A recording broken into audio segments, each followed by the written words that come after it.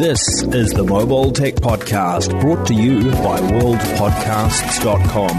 Now here's your host, Tech Girl, Miriam Joie.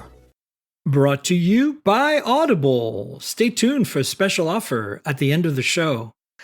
Hi, and welcome to the Mobile Tech Podcast. I'm your host, Miriam Joie, and today is Friday, December 30th, 2022, last show of the year, and I have the awesome Shannon Morse here as my guest today. Hi, Shannon. How are you? Hi, Miriam. I'm good. How are you? I'm great. You know, there isn't a lot of news this week, but there's a few things I found kind of in the obscure annals of the Chinese market, which is always exciting because it tells us what's coming to us. And then I want to talk with you about like something that I think is pretty obvious for end of year. Last week with my guest, Richard Lai, we did the top 5 phones of 2022. But I'm thinking maybe we can do some CES predictions or maybe some of the tech that stood out for you, because you probably have a very different angle than I do. Because for me, it's going to be like the MacBook Air M2 is my favorite laptop of 2022. There you go. There's one less to talk about. Anyway, so let's start with those news items real quick because let's do it. I think there's some good stuff. There's some stuff in here that is a little surprising. The OnePlus 11 news. So I don't know if you've been following this saga, but last year, the OnePlus 10 Pro was announced in China first, like at CES-ish. And then it was launched in the West like months later, like I'm talking March. And you know, in the past, they didn't do that. They just did a global launch and we had like this surprise. And you know how OnePlus was a big deal, especially with folks in our kind of circles, right? Oh, yeah.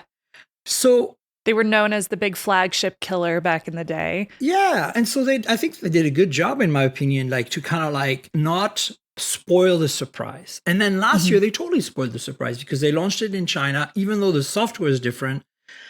People got their hands on them, gray market. Some journalists like Ben Sin, who live in Hong Kong, were able to buy one.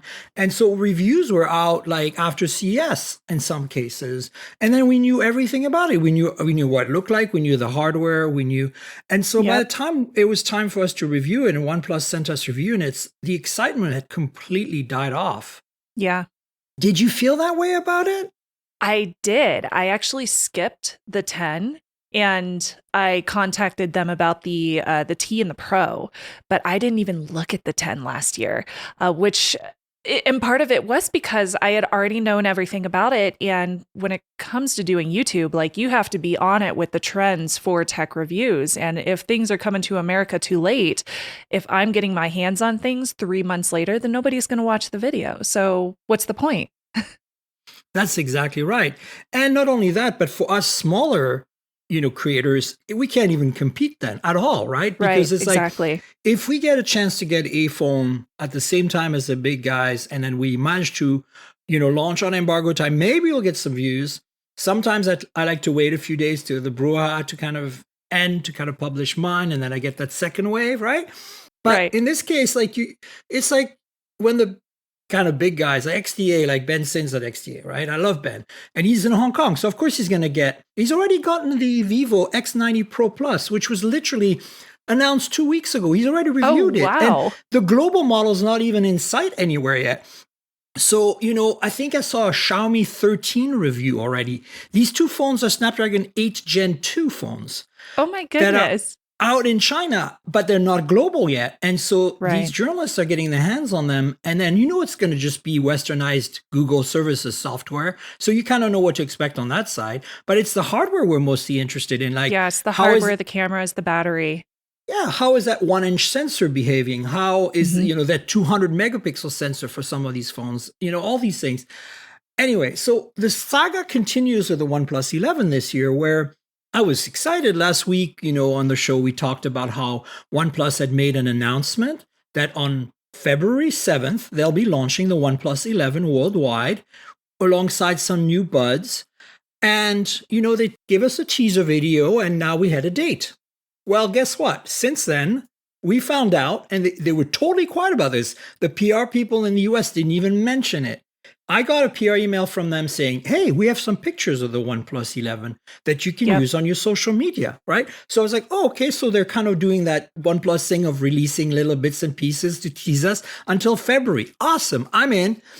We get the pictures. And then we find out that they had an announcement in China where they're going to launch the phone on January 4th.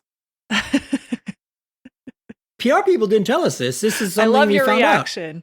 Yeah. Right? That's what I found out too, because I was on that email thread as well. So like I saw the pictures and then I heard about this January 4th release date and I was like, hold up, but I'm not prepared. We told you guys, I had deep conversations with the CEO of OnePlus Americas.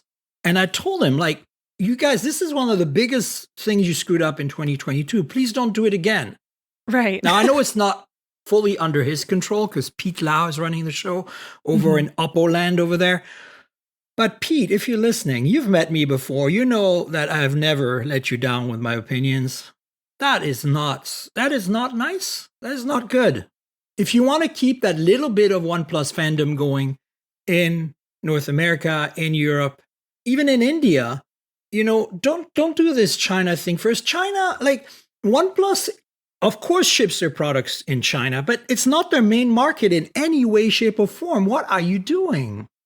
I mean, quite frankly, like just looking at it from a full-time content creator perspective, if I can't get on that trend, if I can't hop on that trend right when it happens, then there's no point in me posting a video and using that labor, using that time, paying my editor for a video that people may skip because they've already seen all the news. So at that point, I'm going to be losing out on that content that I could have potentially created when it launched in China because they haven't sent me one, for example, or viewers are just already going to be seeing that news. So they're going to skip over that video and go to the next best thing. At that point, like the trend is going to be lost and it's not going to be as informational as people may have wanted it to be. Yeah. And I feel like, they've had some struggles with this market. I feel like Google totally ate their lunch with the, Pixel 6, 6 Pro, 7 Pro, which are such amazing devices at such good prices that they're kind of like the flagship killer now, at least for us here in North America, in the West. Not everybody can get their Pixels. I was talking to Richard Lai, who's also in Hong Kong last week, who used to work with me at Engadget. And he's like, I want so bad to get my hands on a Pixel 7 Pro, but I can't find it here in Hong Kong. And I was like, oh man, you're really missing out. It's such a great phone. And, I feel like this is kind of the reverse of that. I understand that Pete Lau decided to kind of consolidate Oppo and OnePlus. And in some ways, that makes a lot of sense. But the way they're doing it needs some tweaks. And that's kind of what I explained to them. And the tweaks are that, Oppo, for example, launch a Chinese phone from Oppo in that market first and then launch it globally like you've always done. Nobody's going to care. It's totally fine because we expect that.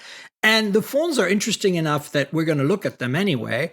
Like last year's Oppo Find X5 Pro had like in-body stabilization. That's only something iPhones have. So that was cool. I wanted to get my hands on it to test the cameras no matter how late I got it, because then I could do a cool story on the podcast about it. But with OnePlus, it's kind of like they used to be almost the number 3 in the US after Apple and Samsung. And now I feel like Google's taken that role and they lost their mind share. And a lot of the early adopter tech savvy folks that really like Oxygen OS now having to already contend with, a skin version of ColorOS. Personally, I don't mind, but I can understand how they're not feeling as excited about that.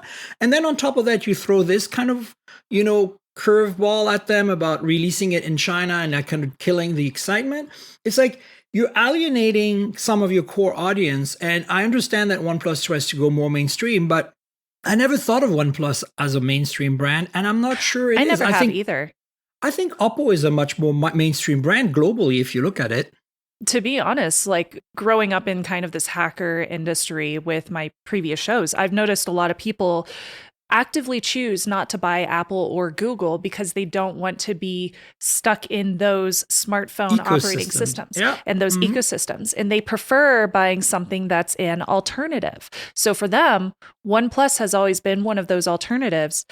But if they're not seeing that news from, Americanized content creators, people that are posting this information, then they may not even know these phones exist.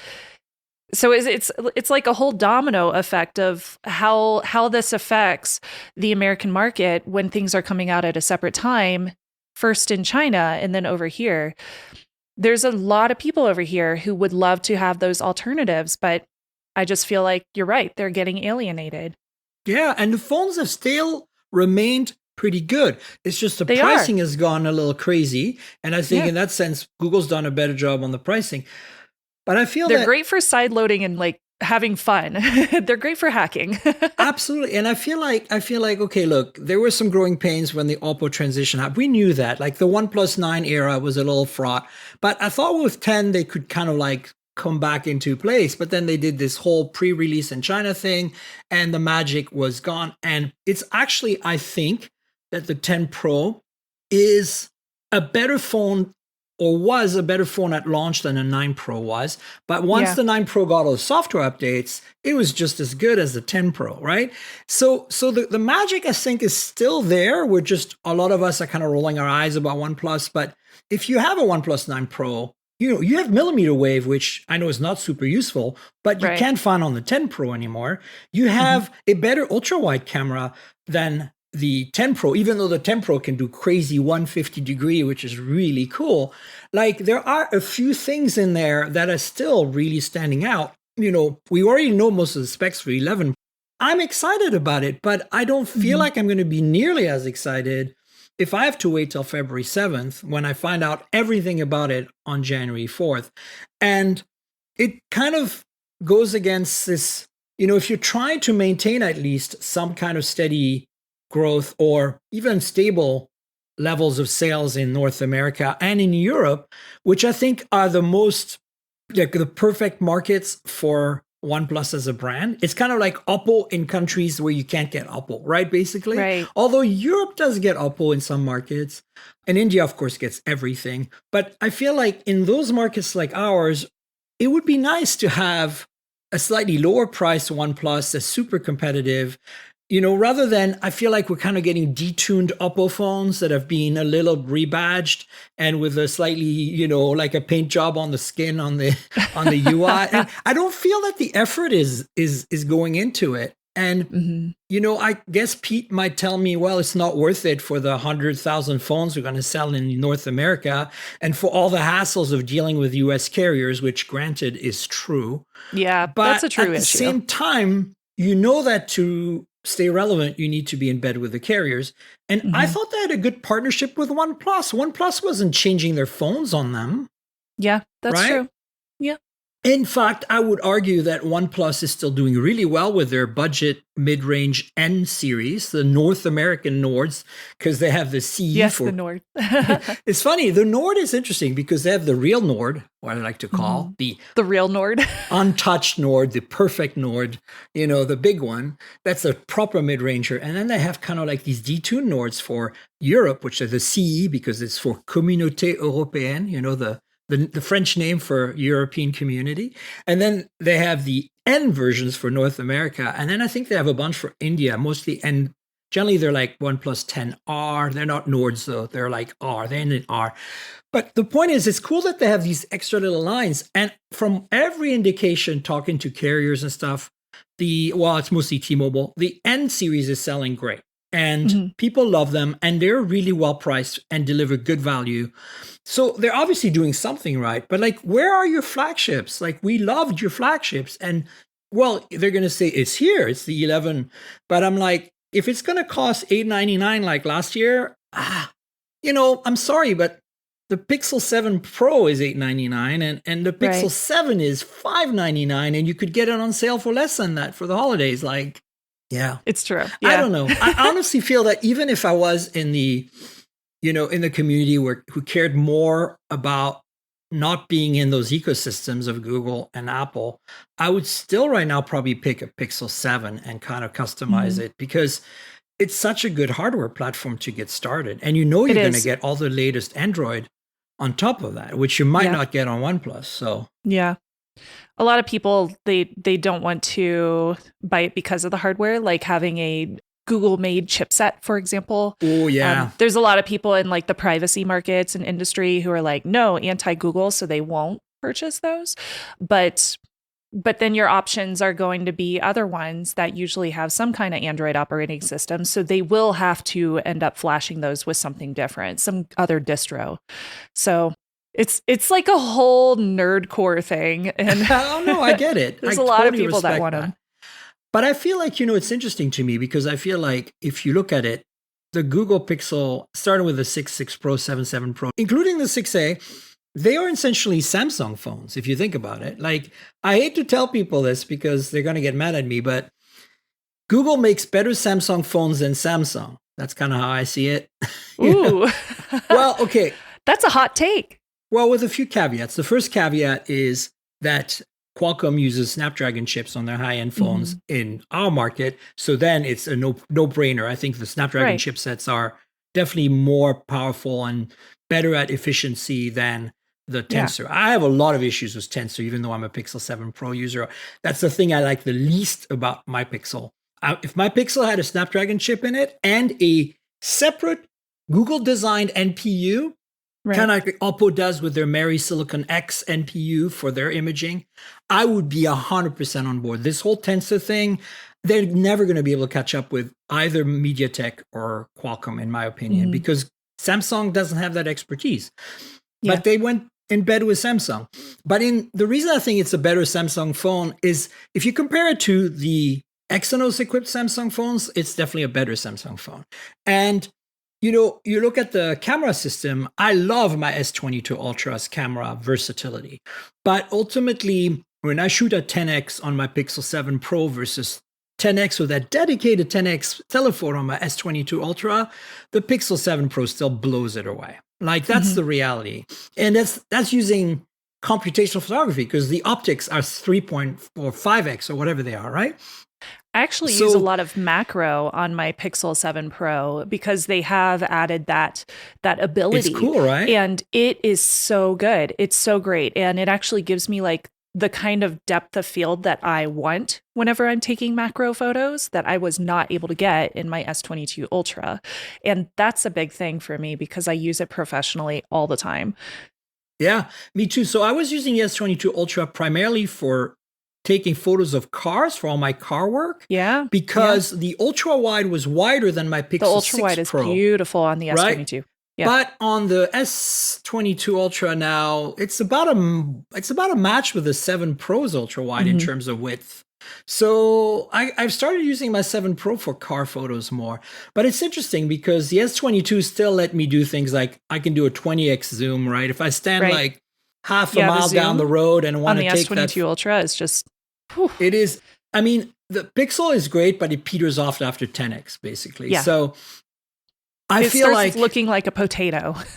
But that's kind of what I mean by, like, in some ways, it's a better Samsung phone than Samsung phones. And it's kind of crazy, But look, I know you're a Samsung user, and I am too, because I have an S22 Ultra and my kind of like in my bag at all times. All the things. Me too. I'm kind of terrible. People ask me what's my main phone. I'm like, okay, look, right now it's a Pixel.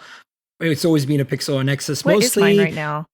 Mine's a 7 Pro right now. That's my daily driver. And then I also have a Fold 3. I skipped last year's or the 2022 year. Okay. So I have a Z Fold 3 that I use as my like work phone, my tablet phone. I did have an S22 Ultra, but given that this one has better macro, I've been using the 7 Pro more. So I switched over to it. Yeah, so for me, I keep an iPhone in my bag and an S22 Ultra in my bag. That's how like decadent my life is. That I have a Pixel 7 Pro in my pocket at all times. And then, in case I need it, I have an iPhone for recording video. And I have only for recording video. This is the ridiculous part of it. I use my iPhone in my studio. It's a camera now. It's a dedicated camera in my studio. There you go. And I use it I like to use it as an alarm clock too. I somehow like the ringer sound better than the Pixel one. Oh, that's funny. I know, it's hilarious. And then I have the S22 that's mostly for shooting car stuff. And also find that because my iPhone I bought myself and I had to kind of watch my budget because, that's the only phone I've bought in the last, I don't know, like every 2 or 3 years I buy a new iPhone. It's really the only phone that I buy because I don't get review units. So I actually try to balance the storage requirements. Like, you can't upgrade the storage. So I'm like, okay. So I have a 128, which is not the best. I shoot at 1080p mostly, so I'm not too crazy. And my videos are short, like a few minutes of B-roll here and there. But if I need to shoot 1 hour of video while I'm driving a car in the car, I mount my S22 Ultra on a suction car mount. And that one, because it's a unit, they sent me like the 512 gig version or something. So I'm like, okay, I'm going to record an hour and a half of 1080p video without even breaking a sweat, right? So sometimes I shoot video with the S22 simply because I'm going to run out of space on my iPhone for that purpose. You know you are. Yeah. I mean, it's funny how we have, I guess, creators who really optimize. Like, we get devices sent to us, and we're like, perfectionists. I know, we kind of pick and choose and go like, I'm going to use this. Oh no, I'm going to use that. Mm-hmm. And then of course I have whatever phones I'm reviewing, which is like, right now I'm actually writing a review on the Xiaomi 12T Pro, which has been out for a few months, but it's got that 200 megapixel camera. Yeah. Which is both incredibly awesome and absolutely flawed. It's kind of hard to describe.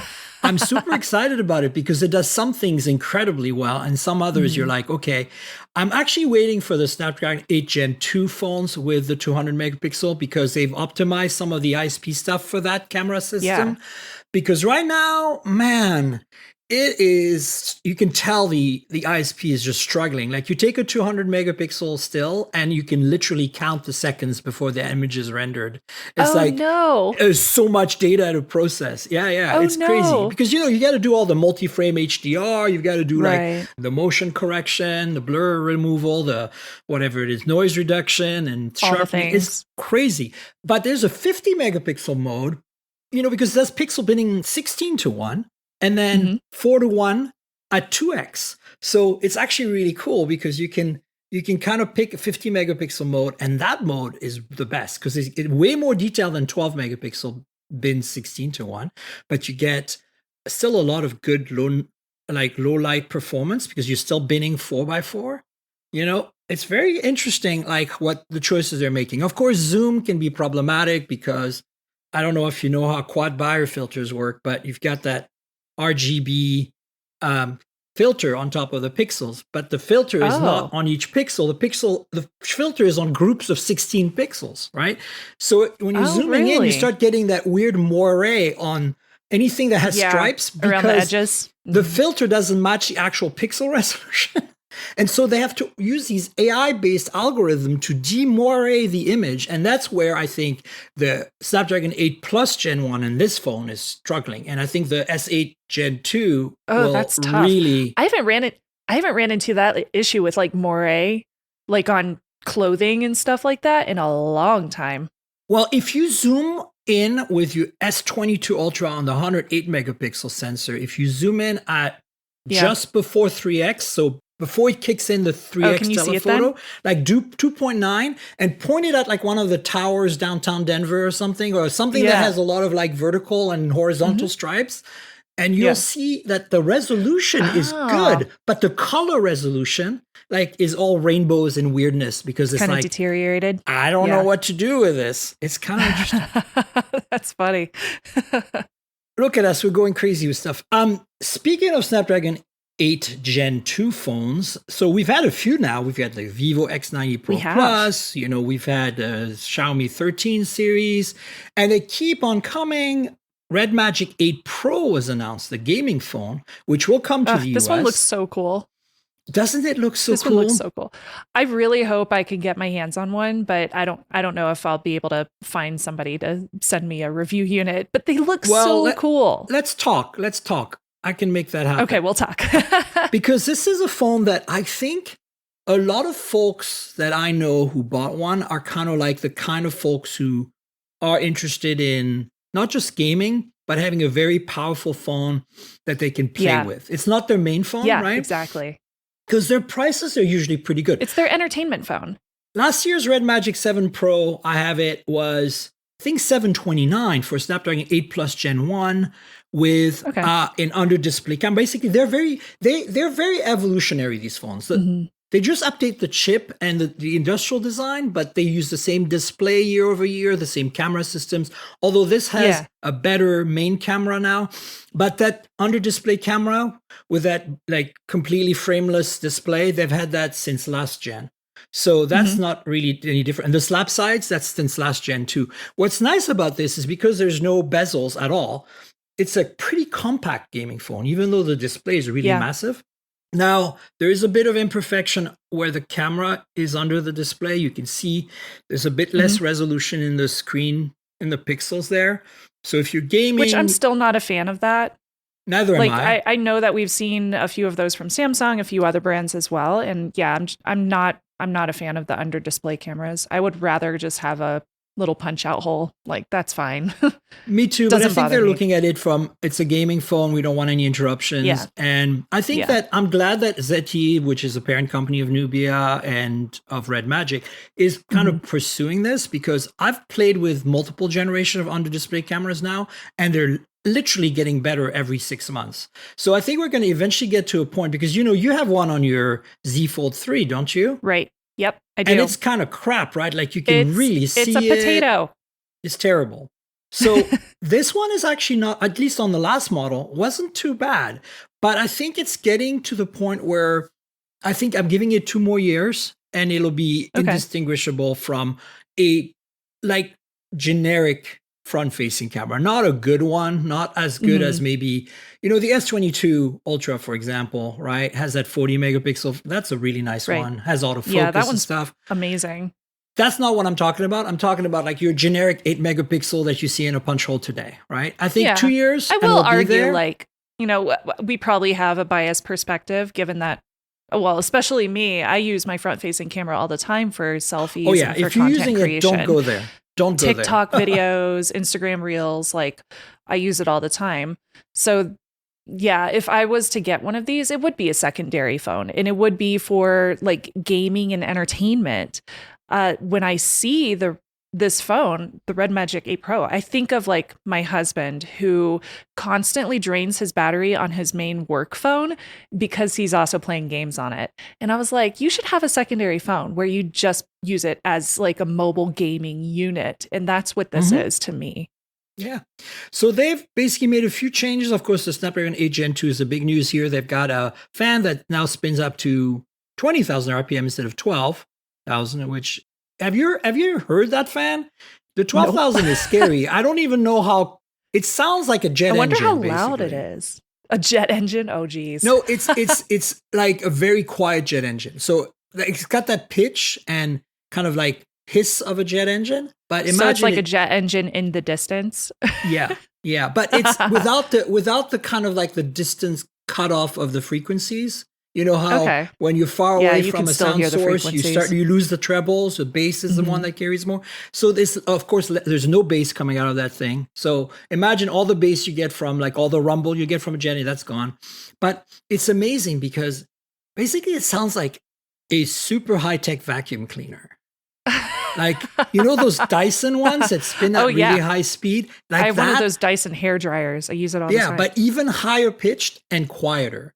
And less bass. Weird. That's basically. It's so really weird. The first time you hear it kick in, you're like, "What's going on?" But it's not loud. It's not loud enough to like. I could probably have it next to the mic and you would hear it right now, but it wouldn't be like interrupting our conversation. You know what I'm saying? Okay. It'd just be like a constant thing, and you'd be able to probably use noise reduction on a Audacity to remove it. It's that faint, but it's there. And that's fascinating. Man, does it cool the phone. If you run like benchmarks, like 3D Mark or something, and you run the tests that run for 20 minutes to try like to see if the thermal throttling happened, they don't throttle at all. Like they just stay rock solid for hours because of that fan kicking in. Yeah. And that's even really with the fan off, their cooling system, you can turn the fan off, you can manually control it and everything.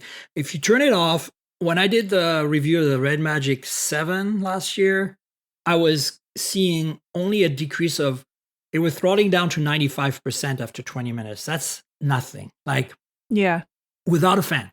So I'm like, I've never seen a phone throttle so little. So their cooling system to start with is really bonkers. And on top of that, like put a fan on there. Just call it a day. Just call it a day. I love that. Yeah. Of course, it doesn't make, the phone isn't water resistant at all. Like, is this like an intake port and an exhaust port? Like, how could it be? But the Pro version, some of the higher end models have a transparent back and they have an RGB LED underneath the fan, and the fan blades are translucent, and it looks like a gaming PC. Like you can change the RGB and stuff. It's really cool. Okay, that's cool. Yeah, now they're doing some cool stuff.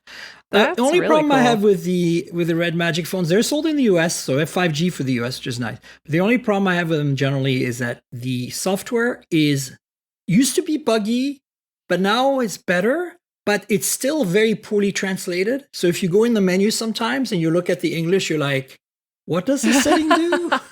I'm not sure. Let's turn on the setting and see if my phone explodes. Yeah, I get that. it's hilarious. So if you can live with software that, may or may not get updated properly, may or may not have some weird translation. Yeah. Potentially some That's why it ends up being your secondary phone. But the bottom line is it's a Snapdragon 8 Gen 2. And so that means that potentially the ROM community might come to your rescue, right? Oh, true. Yeah. The question is, can they support all the extra stuff in there? Because there's obviously a separate chip that controls the thermals and the fan speed and stuff.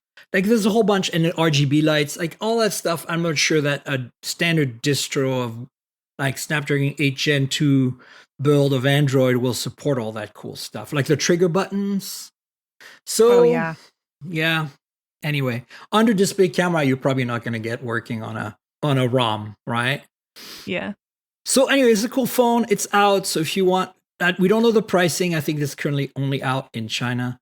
All right. Redmi K60 series. I don't know how familiar you are with the K series. The K series is a bit of a darling of the Chinese phone aficionados. It's not only sold in China, it's sold all over the place. Redmi is, as you know, a Xiaomi brand. It's their one, like alongside Poco, it's their affordable brand, but they overlap a little bit. And usually every Redmi K series phone comes out as a Poco F series at some point.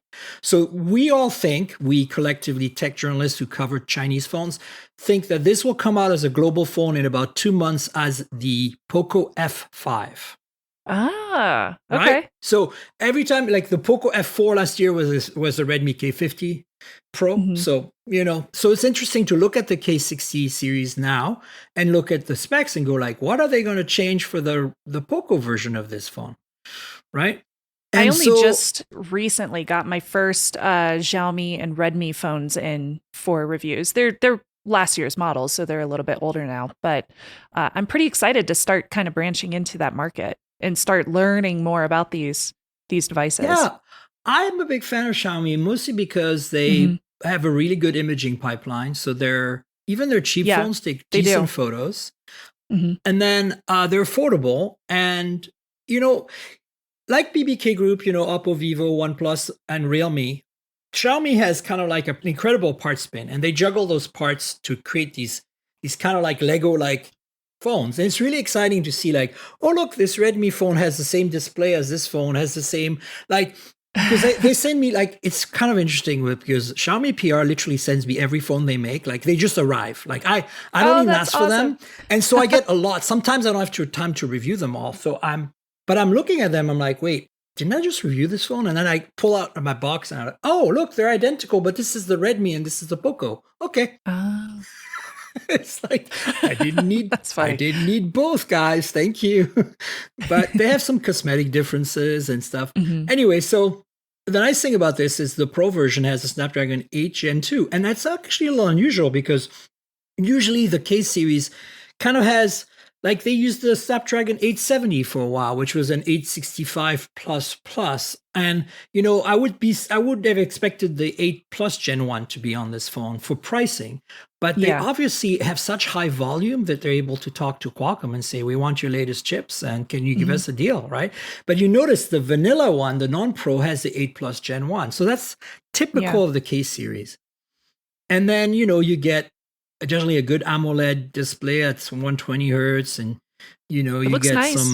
You get a nice camera. Like this is the IMX 800, which we saw on the Honor 70 earlier this year. And it has a YS. Like they're not messing about. And then of course you're going to see crazy charging speeds. 120 watt, 5,000 milliamp hour. Oh, by the way, that reminds me, the RedMagic has a 6,000 milliamp hour battery. It's the first RedMagic with such a large battery. There's one that charges at 100 watt, I think, and that's on a smaller battery. Oh, that's cool. That's big.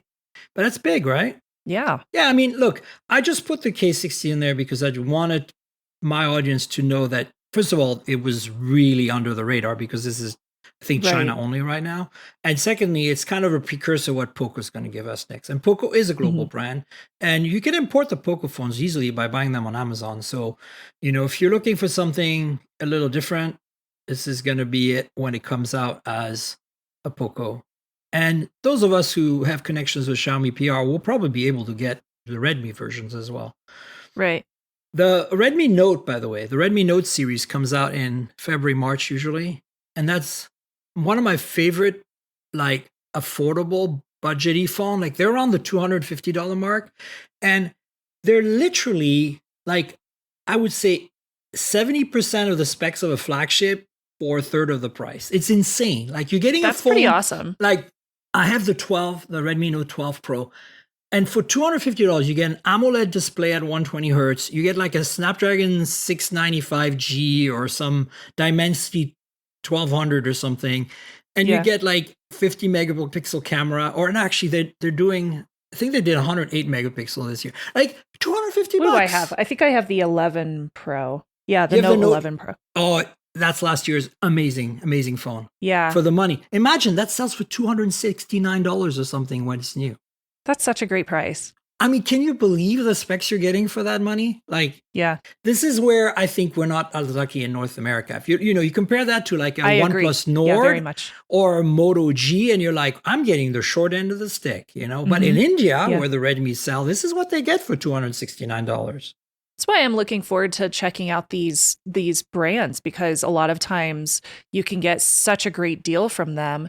And I have a lot of viewers who are looking for like good budget smartphones under like $300. So this would be perfect for them. For sure. I mean, you're not going to get 5G support. The bands are not there. You might, depends. I think if you're on T-Mobile, you might see some 5G mid-band light up, depending what market you're in. But 4G should work in most markets, on most carriers, and Verizon won't work. That's the only thing. It's interesting. What happens with a lot of Xiaomi phones, if I put a Verizon SIM in it, it lights up as 4G, and then it disappears about a minute later. No service. Wow. So I think they look at the IMEIs and they go like, nope, not on our network. You're a Chinese phone. You're not allowed. Go away. AT&T does this sometimes too. They do that with 5G, with their 5G stuff. Every now and then I get a phone from China. I put it on AT&T and I get service, but only on 4G, and 5G just doesn't light up. Yet I look at the specs and it's there. It's just not connecting. And I think they whitelist their IMEIs on 5G at AT&T. I'm convinced of it. And sometimes you see the 5G logo pop up with an AT&T SIM. And what it is they're detecting that it's a 5G network. So they pop up the 5G. But if you look at the actual connected state in the, like if you install one of those apps that tells you what the cellular radio is doing, it's actually connected via LTE. So it's like not telling you the truth. So that's the problem with the caveat. If you use a Chinese phone in North America is you will mostly be on 4G. Some phones you'll be on 5G and it'll work just flawlessly, and you'll have a lot better results if you're on T-Mobile, or say in Canada if you're on TELUS, which have pretty much the same bands as T-Mobile. So T-Mobile is like totally hands off, like whatever IMEI you want on their system. I'm curious how Google. I have Google Fi, which runs gonna be off fine. Of T-Mobile. Yeah, so I figure it'll be fine because it's an MVNO. Yeah, you'll have to install the Google Fi app on it, of course, because it'll pester you otherwise. Which is fine. But also, if you ever get it, like I think the Redmi Note you got is probably like from Indonesia or Thailand or some Eastern market that is not China, because the China-only phones, they are basically like don't come with Google Play services or anything. You can install it though. So if you go to apkmirror.com or whatever, you can download the Play Store, like the latest build from APK, whatever your APK favorite site is. I use APK Mirror myself. And then all of a sudden, you can download all your Google apps. Everything works. So don't let that bother you. Like, It's funny too. I've got a bunch of Realme phones here that just launched, the Realme 10 series. Mm-hmm. And I got one, it's a Russian phone. Like, so it came with Yandex, all the Yandex stuff pre-installed. Oh, wow. Which, made me cringe. I had to remove that stuff real quick. Thankfully, I was able to uninstall. I didn't have to disable it even. It just came right off. Now, who knows what else is on there? But the point is, one of them was Russian. The other one was for Saudi Arabia. So it came with a whole bunch of local apps pre-installed. And it doesn't, even though it has all Google stuff, it didn't have the Google Discover on the left of the launcher. It's the same software on both phones, but one doesn't have it. And there's no toggle or anything. It's so weird how regionalization works. And they send me review notes from all over the place. So sometimes I'm like, what countries? Oh, that's Thailand. Okay. And I find that generally inserting a SIM helps, because if you put like your US SIM in there, it at least will start off in English. Whereas if you started off like without putting a SIM, it'll start with whatever default this firmware was set at factory, which is usually the language of the country it's sold in. So like, then you have to figure out how to change languages, because it's in Thai or something. So put a SIM in there before you start it up, just to change it to English. And then you can remove that SIM if you don't want to continue with the SIM. You have so many pro tips for me today. I love it. Well, if ping me if you have any issues with your Redmi phones or any Chinese phones. Thank you. I use a lot of Chinese phones. Sometimes I swear they know everything about me for sure, because there's some spyware in there that, I'm being paranoid. But. Maybe. I always use like secondary apps and SIM cards, completely different accounts for like any review phones. So I would treat it just the same. Oh, you're lucky then, because I only install a very limited subset of apps on my review unit. So I definitely have my Gmail account. That's the danger. But I have Facebook, Twitter, Insta, a few other things like that. So I can do social media content. But that's it. I don't put my banking apps. I don't put my Google Authenticator on there. I don't put anything critical, right? I don't put my Tesla app or whatever. So I'm okay. But my Pixels are the ones for that, obviously. They're not. Yeah, same. But I don't have separate accounts, because I do like to check my email, because I feel like to use a phone, like I feel like I'm kind of dailying it. I need a minimum subset of things in there. Yeah. So I can to keep some stuff, at least my email and my social media on there. So they probably know everything about my email and everything about my social media, which is fine. No, there's no secrets in there. It's all work stuff anyway. It's all work stuff. They're just going to see their own emails. They'll see all my contracts and all my, all my invoices, and oh boy, I didn't think of that. Anyway, moving on. Look, no, I'm saying is Redmi K60 looks really good, and I bet you, if you look at the prices, actually, it's pretty amazing. That's the thing. Chinese pricing. What did it say? Man. Like $315 or something? Yeah, USD? Let's see. I'm looking for the Pro, because that's the one we really care about. $475. There we go. For Snapdragon 8 Gen 2. How does that feel? It's insane. That's pretty cool. That's for 128. Oh, you want 16,512? We have that too. Okay. And that's only $660. Which one did? Oh, the K60E is the one I saw at $315. USD. Yeah. I'm looking at the K60 Pro right now. That's the highest end one I'm looking at. The Pro. $475. Wow. That's awesome. That's a great price. I know, but here's the thing. I have this rule that if you want to know when that phone comes to like Europe or India, how much it's going to cost, add $100. Oh, yeah. Yeah. There's always going to be additional money on top of that. But because in China, all these phones are subsidized by software services. So, they probably come with like Weibo stuff pre-installed and all of the, what is the Google equivalent over there? Anyway, you know what I'm saying. DD and all that stuff. So I think that's probably how they get the price so low. And then they have to remove all that stuff. So then it's a little more. Plus shipping it they have to ship them to India or Europe or whatever. Right. Whereas in China, there's probably customs and taxes. Exactly. Anyway, it's cool though, because even at $100 more, it's still like really competitive, right? That's still cheaper than a OnePlus 10T, and it's a better chip. So cool. All right. The next thing that I'm curious about this one, because I know you like your ThinkPads, probably like anyone who's a good, right? Anyone who's a a tinkerer likes a ThinkPad. I don't have one. Yes. Well, I have some old ThinkPads floating around that I've running Linux on. I don't currently have one, which is very sad, but I have an old ThinkPad 600 from 1999 that I run an old distro of Linux on. If I really want to like go old school, with a PCMCIA Wi-Fi card. Yeah, that's how I roll. Yeah, of course, the problem is that PCMCIA never turn that thing Wi-Fi, on. You will get hacked immediately. Oh, 100%. And the problem is I can't even connect to my network because it doesn't support WPA. So it's it's web only. So So I have a router at home that I have on an isolated network that runs only a web thing, and I can connect to it. A Wi-Fi B, right? Like 802.11b. Yeah. But it's fun if you want to test some stuff. Miriam. Like I also have another machine, like I have an old Toshiba that runs XP. What? Why? Because sometimes you want to, like, imagine this.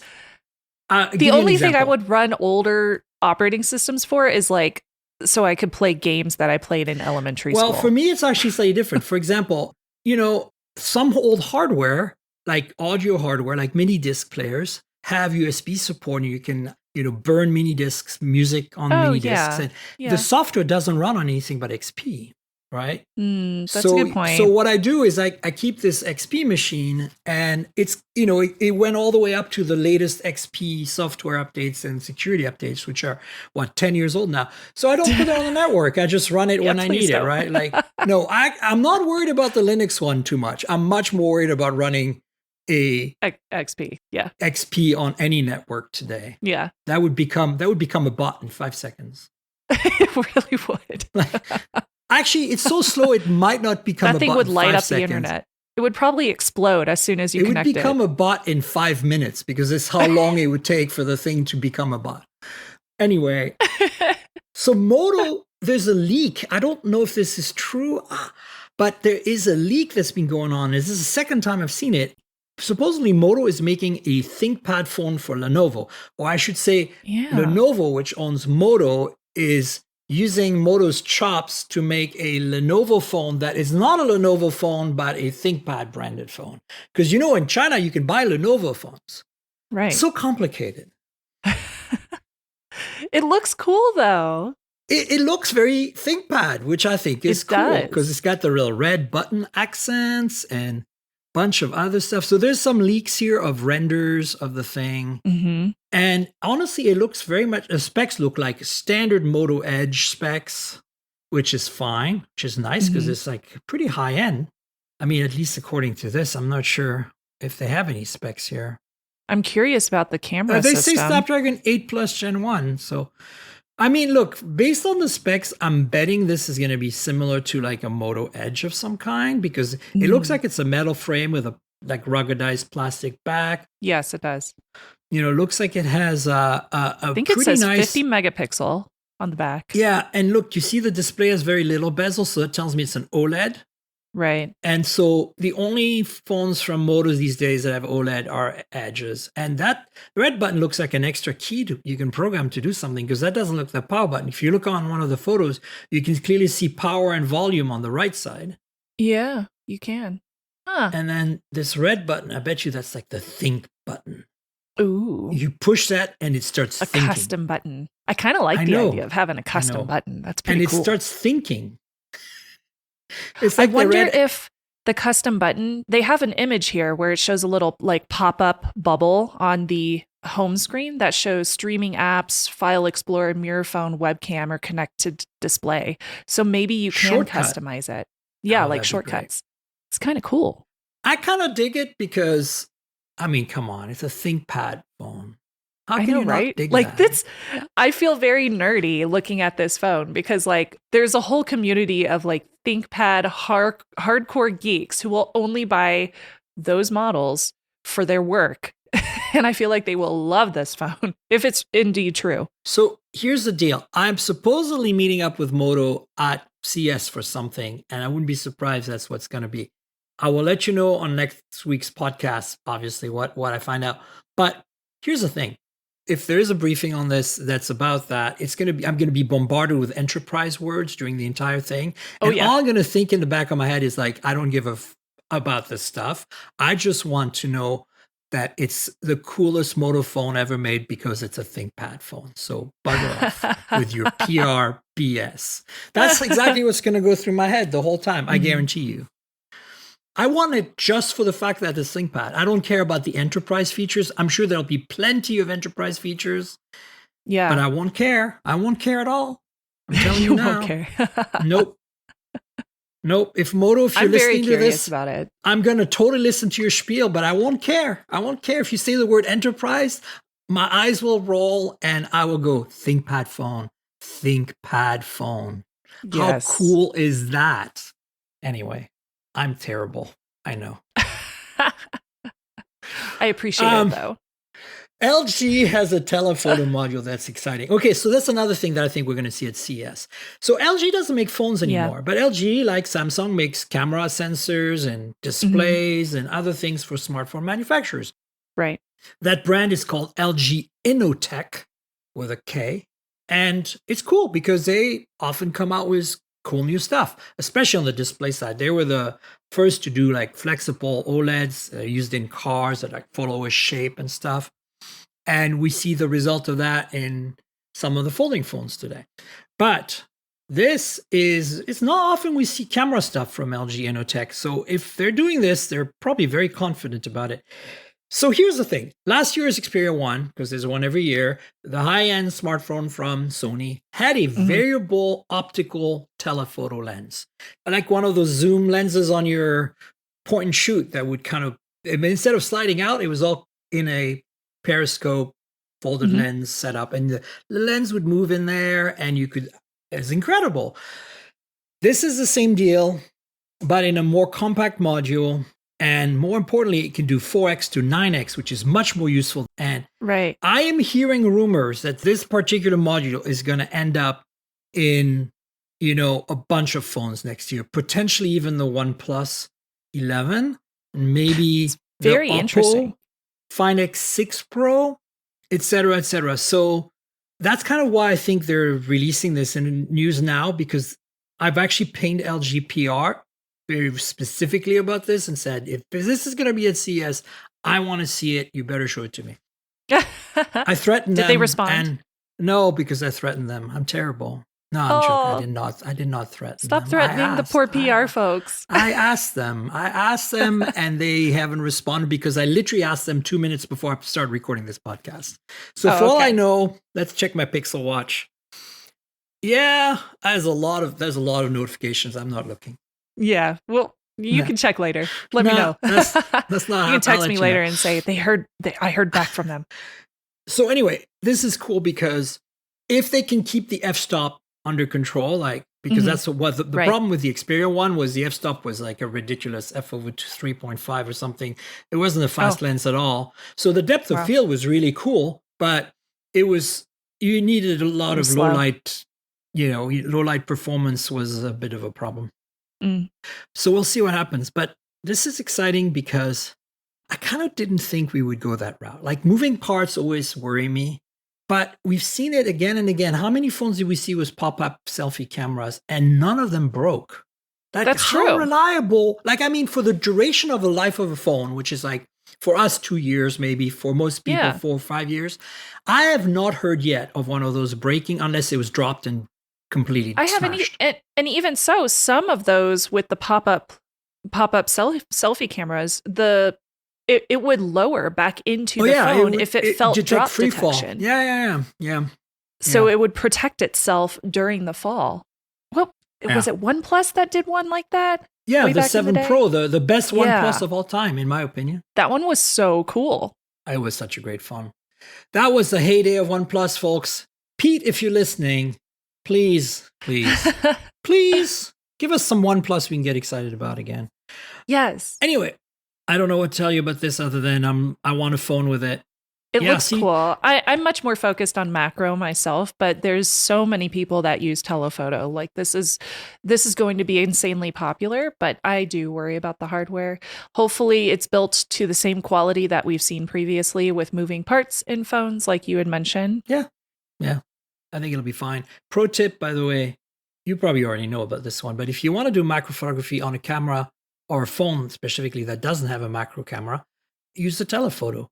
Yeah, use the telephoto lens. So even if you have just a main sensor that's like a 50 megapixel, zoom in 2x and pull back, and generally now you get that creamy depth of field because most of those. Although sometimes you will end up with some like curvature. Yeah, you get that, but I kind of feel like it adds to the charm in a way. Like I like that the new 50 and 48 and 64 and 108 and 200 megapixel sensors are large sensors, even though they have a lot of pixels. They're actually large, and the ZDF issues, because the lenses have to be so short, close to the sensor. There's a lot of fringing stuff, but the depth of field is actually very natural. Like you get a lot of shallow depth of field just by design, which is like if you compare a Pixel 6a, which has a 12 megapixel sensor, to a Pixel 7 or 7 Pro, like the same subject at the same distance, you don't need portrait mode on the 7 Pro. Like in the main camera, like you get that creamy look. It's delicious. I love it. But you couldn't do that on a 6A because almost everything was in focus. It was just like, I'm so happy the sensors are big. So that's why if you have a bigger sensor, even if you don't have a telephoto, punch into 2 or 3x, pull back, and you can generally get, or pull in, because the autofocus generally works at least to about 5 centimeters, 2 inches. Yeah. You can generally get that kind of pseudo macro. It's only when you want like extreme macro, like I want the legs of the spider, then you really need like which is usually what I'm doing. Because I take pictures of like Sailor Moon anime merchandise, and a lot of it is very small. So that's usually what I'm doing, is I need that like close-up detail, so I can show people like paint issues or flaws or whatever. It's a very precise and very you definitely need a real macro for this. This is where the 7 Pro, I get where the 7 Pro can totally like solve that. Yeah. So anyway, what's your thoughts of CES, predictions, ideas? We have a few minutes left. I'm excited. Yeah, I haven't been back to CES since January 2020, so it's been quite some time. I'm so excited. Since you and I recorded that podcast. Yeah, that was the last time I was at CES. So I'm excited to go back. It's going to be nice to see what's changed. I feel like a lot slowed down in the past couple of years in terms of upgrades to tech in the past 2 to 3 years during everything that's been happening. One thing I'm very curious about is I want to see more products that are implementing Matter, that IoT protocol that is supposed to be more secure, and it's supposed to be cross-compatible amongst different brands. I feel like that's going to really help with a lot of the issues that we've been seeing with like proprietary applications or hubs that have been needed in the IoT market. Having Matter for smart things, I'm very, very excited about it, but so far, we've seen a lot of delays in the market with brands actually implementing it, or they have implemented it, but they haven't upgraded their apps. So I'm waiting to see if we have more products that come out to actually put it on the market. So it's getting there, but it's not quite there yet. So I have a feeling we'll see a lot of that at CES. I'm super excited about Matter as well, honestly. Yeah. I think I've been a big Zigbee person. That's kind of how I've universalized my home automation ecosystem. So I picked my hub wisely, and then I actually use a lot of off-the-shelf, non-branded Zigbee products, for example, or less known branded Zigbee products. For example, Cree, the manufacturer of light bulbs, makes an LED light bulb that costs $9 that comes in different, white color balances, like Kelvin temperatures of like sunlight to kind of yellow, and is not RGB, but it is dimmable and has Zigbee built in for $9. I have these all over my place, both in San Francisco and in Vancouver. I'm in Vancouver today. So great. And I use a Philips Hue hub because Philips Hue hubs are Zigbee compliant. In the past, I used a Securify router that had a Wi-Fi router that had built-in Zigbee, but Securify's software doesn't integrate with Google, for example, only integrates with Amazon Alexa. And so, I said the word, I'm sorry. And sorry for those of you listening on your speakers right now. And so with Hue, I got much better integration with the Google ecosystem. Mm-hmm. And so it's actually been really great because you can find a whole bunch of Zigbee stuff out there if you dig around a little bit. And most of it is kind of cheapish. So you can buy motion sensors, Hall effect switch door sensors, like a whole bunch of things. So you can kind of create this, automation process. And on top of that, if I really want to go fancy and spend money, I can buy these fancy, Hughes, Philips branded light strips and whatever, and that also works. So I got kind of the best of both worlds. Now, I'm still not a huge fan of Philips Hue. I've tried Smart Things on Samsung, same thing. It supports Zigbee, but it's a little janky. Basically, it's hard to find a pure Zigbee hub. Maybe you found a solution there, but for me, I feel like Zigbee is holding things together in my universe, and then it bridges over to my Google Home stuff. And of course, I have some Nest cameras for better, for worse. I also have some Ring cameras for better, for worse. I hate all of that, but it does come in handy for the stuff I'm doing with it, which is also just outdoors monitoring. I don't really care too much if somebody spies on that stuff. It's more about, is my package derived? And stuff like same. that. Yeah, I am loving my Nest cameras. I find them to be very reliable. And they also receive a lot of security updates. So, and I have a lot of, maybe I shouldn't mention it, but I have a lot of friends that work at Google in the security and privacy sector. And they kind of give me a inside idea of how often they do updates and what they're looking for. So I do trust their products. Yeah. Yeah, I have that. Honestly, this is the thing. A lot of people ask me, like, why am I such a Google's, ecosystem user? And I have to tell you this. Look, I'm aware of what I give them in terms of my privacy, and I agree to it because it's made my life better. And I know it's something that's very contentious. Some people are not on board, and I respect that. But for me, it works. But most importantly, I have had zero downtime for my business with Google in the last 15 years I've used it. Zero. Okay. 100%. Like, I see all the other people out there. Like, there was a Microsoft Outlook outage the other day, and I was talking to Hubert at Uber Gizmo. I'm like, dude, why are you still on Outlook? He's like, I've run my business on Outlook for decades. Or Microsoft services. And I'm like, wow, really? And like, you're not on Google yet? And like, I respect that, whatever works for them. But it's like, to me, that even Microsoft is an outage, but I haven't had one Google now, knock on wood, But the point is, it's like, it's been super reliable. And I feel the same with my Nest stuff. Like, everything just works, And then, I still have a Ring doorbell because I got it for free as a demo unit. And it's, I use it. But honestly, it's like the amount of information that they sap away from you is really scary. Like the app for Ring is such a nightmare. It's like the user interface is like so bloated with like their neighbor stuff. That's like kind of like it's terrible. I moved away from Ring. I turn all that stuff off. Yeah, it's bad, but I still have it simply because my doorbells are still Ring. I guess I should just buy a Nest doorbell and call it a day. They're really good. I have one. It's great. It tells me whenever I have packages dropped off, and if people are unfamiliar. Oh, it's wonderful. It's wonderful. I caught kids on my front porch one day, just like peeking around and seeing what was going on with my Halloween decorations. They were like touching things. It was cute. It was really cute. So Matter's got you excited. Anything else you're looking forward to? Yeah, definitely Matter. I am really excited to see more audio, as weird as that is. It hasn't been a huge thing for me in the past, but I have been getting more interested in finding, good headphones, good earbuds and things of that nature, and things that don't create as much lag and better security with upgraded Bluetooth. That's always a really nice thing too, because older versions of Bluetooth are vulnerable. Oh my God, terrible. There's man-in-the-middle attacks that you can do with older versions of Bluetooth. So it's always nice to see upgrades there. So yeah, definitely IoT with Matter.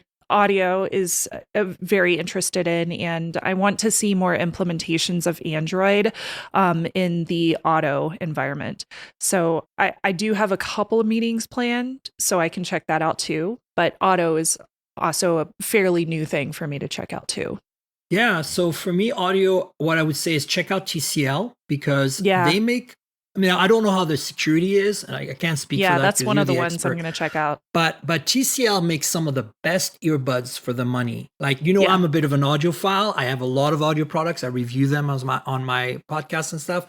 Mm-hmm. And the TCL Move Audio earbuds always blow my mind in terms of sound quality and price, like value basically, and they have noise canceling, wireless charging, they have good battery life, and nobody talks about them. It's like everybody's like, Google Buds Pro and or Pixel Buds Pro, and everybody's like, Samsung Galaxy Buds Pro 2 or whatever they're called, or people go on like, of course, about the AirPods, and all of those are good. But like, if you want to save a bit of money and get something that's even better, in my opinion, just check out TCL or Realme. Realme makes some of the best earbuds. I don't know why it's just Realme, not Oppo, not OnePlus, but Realme, because they're all part of the same group. But for some reason, whatever OEM or ODM they're using in China knows how to engineer the audio on those to be exquisite. Yeah. And for $50, you can get wireless earbuds with active noise canceling that sound great from Realme. At that point, they're disposable. You lose one, you don't care. You just go back to Amazon, you go buy now, and you get another pair the next day. I hate to say that because it's not good for the environment, but it's better than losing a $250 pair of Sony's, which I love too, but the sound quality is almost the same for $200 more. No way. You know what I'm saying? Yeah. Yeah. So the drawbacks, they're not as pretty. Yeah, the battery life might not quite be as nice. There's no app. So you can upgrade the firmware, I think, but that's about it. There's no major settings or anything. But, for that money, who cares? So TCL. And then as far as Android automotive stuff, I've been using and reviewing cars that run Android automotive, like the Polestar and Volvos, and I really like it. Yeah. I'm so curious to see how that works. It's kind of magical when you log into the car with your Google account and everything comes to the car. Like your calendar, your contacts, your email notifications. Yeah. Google Play. All your music. If you're on YouTube Music, all your music is there. Like your playlists, all the stuff you love, it's just there all of a sudden in the car. You don't have to like install an app, connect for, no, it's just all there. And best of all, it uses the connectivity of the car. You don't use your data plan. You don't have to worry about that. So, and if you're parked, you can watch YouTube. What about you? What are you excited to see at CES? I don't know. Like there's some car stuff that I'm going to that I unfortunately can't speak about yet. So hold on for next week. But I'm excited about that. There is, I'm excited about this supposed Moto thing phone, whatever, if it actually comes to CES, if that's the thing I'm getting briefed about.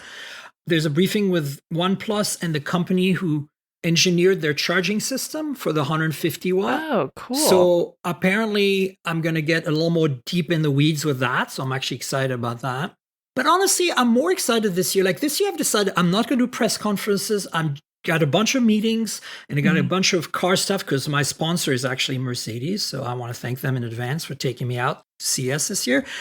So a bunch of car stuff, but I'm going to mostly want to wander a little bit on the show floor and see what kind of crazy stuff, especially in the weeds. Wandering on the show floor. I haven't done that in so long. I know, me too. And I'm realizing that's kind of what I'm missing a bit. I mean, I'm going to get tired of it very quickly, but at least for a little bit of CES, I plan to be out there. And more importantly, also go to Showstoppers and PepCom and unveil and see what quirky stuff I'm going to try to look for the quirky stuff. Those are always fun. Year. I love going to those events.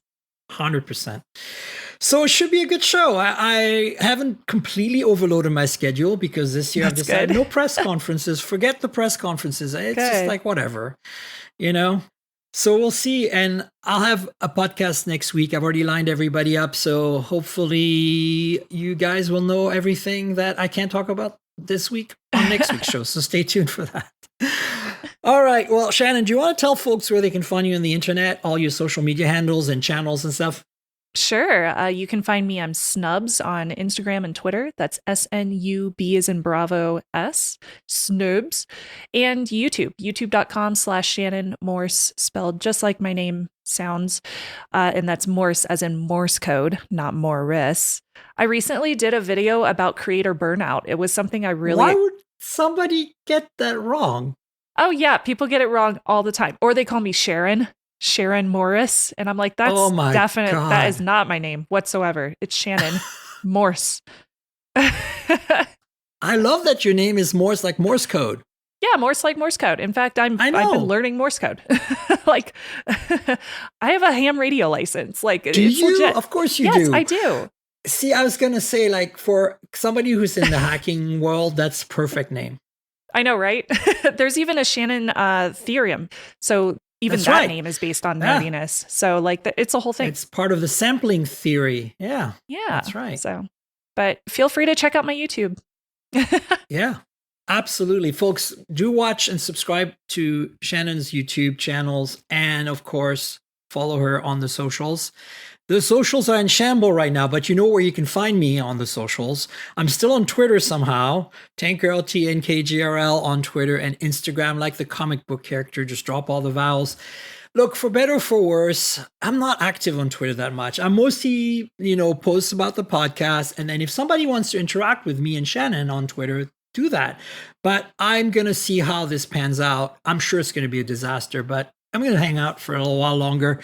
And then, of course, Instagram is kind of where I like to be for kind of more interaction, honestly, because for me, I'm still a photo person. And even though it's all about Reels now, I still post a ton of photos of phones, photos of devices, photos of cars, photos of food, travel, all taken with phones, because that's the whole point, Yeah. So check out my Insta for that. And then the podcast lives at mobiletechpodcast.com. We're on Google Podcasts, Apple Podcasts, Pocket Casts, Spotify, pretty much everywhere you'll find good podcasts. And if your app lets you rate or review the show, please consider doing that. There's a couple of YouTube channels you should check out as well. youtube.com/mobiletechpodcast and youtube.com/mobiletechmore. The first one is all about the phones and the audio and the wearables. And then the other one is more like out in the weeds with like car stuff, home automation, travel tech. But basically check those out. You know how YouTube works. Like, subscribe, tell your friends, click the little bell and comment about the podcast there too. If you don't feel comfortable on Twitter, by all means, comment on YouTube. That's great. And then I also want to tell you about the patreon.com. So that's something new since the last time you and I recorded, Shannon, but I've had it for about 2 years now. And what it is just a way for me to pay the bills. So if you want to help out with this podcast, please consider joining. There's a bunch of, special tiers there you can join. One lets you be on the Discord server with me and chat. One lets you get a video version of this podcast ahead of the audio versions, generally about a day before. And it's a little less edited and a little more raw, and you get to see our faces. And sometimes we pull out phones and stuff. So if you want to see and hear the podcast in advance, this is a great way to do it. There's a bunch of stuff there. Check it out. Patreon.com/Tankgirl. That's patreon.com/TNKGRL. And if you don't like Patreon, but you want to help out, there is a PayPal link in the show notes. Just click on that. Buy me a coffee or something. That'd be great. I'd appreciate it. And I want to thank Audible, our sponsor. Audible has been with the show since the early days. And if you're like me and you're a bookworm, you love to read, but maybe you're driving all day and you want to listen to books instead of read them. Or maybe like me, your eyes are tired at the end of the day. You don't want to look at another screen. Well, put some headphones on, some earbuds on, and relax and listen to a book being read. That's what Audible brings to the table. It's awesome. They're like kind of the number one audiobook platform out there. So audibletrial.com/mobiletech is the URL where you can go to get a special deal, a 30-day free trial. You get to keep a book whether you stay or not. I think you'll stay though, because, well, they have an incredible collection. There's some books read by the authors. They have some short form content that's easier to digest than the hours long books that you can get into as well. And then there's some podcasts that are exclusive to Audible. So yeah, consider helping me out by getting an Audible subscription. audibletrial.com/mobiletech is the URL. Please help me and help Audible. I'd appreciate it. And again, thanks to Audible for being our longtime sponsor. And Shannon, thanks to you for being my guest yet again on the show. I really appreciate it. Always happy to be on. It's always fun to hang out with you. Absolutely. We'll have you on again at some point in the future. And folks, we'll have another show next week, next year at CES. So stay tuned for that. Until then, cheers, everybody.